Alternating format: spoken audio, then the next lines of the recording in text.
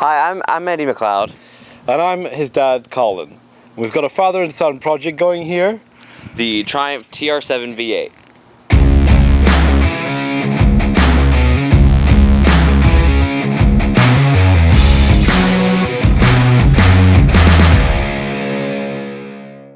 Okay, this is the Triumph TR7. We're going to start off this video by talking about the history of the car.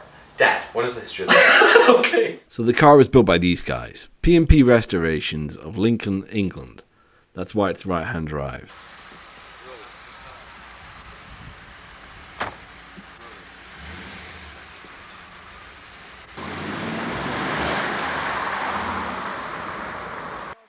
When I first got the car, it was my main driver, and I drove the car all over Europe. But it spent a lot of time off the road as well as on the road. In fact, it broke down the very first day I got it.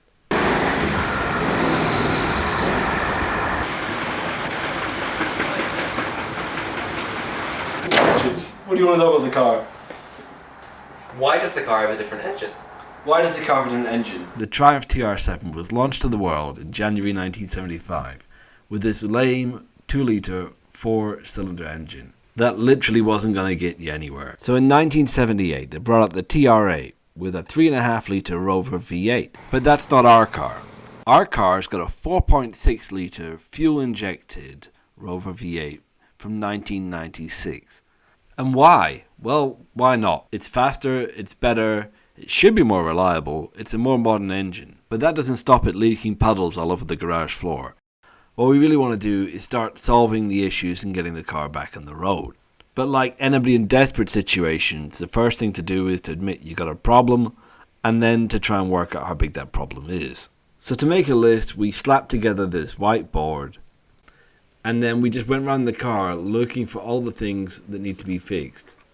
And when we'd done that, this was the list. The back of the car has a few issues. This mainly occurred from when my dad accidentally ran into one of his friend's cars. It has some cracking in the bumpers that we need to fix, as well as some rust on the outside.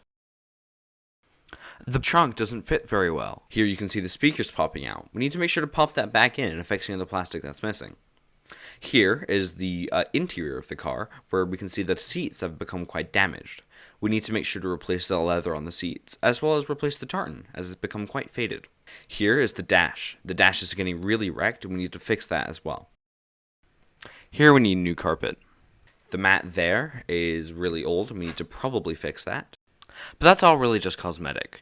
All we really need to do is fix the back left taillight, fix the power steering from a car that looks a lot like this, and we also need to fix the suspension, which we don't have a video from. Here's some cables that we found on the bottom of the car that we think have damaged the power steering.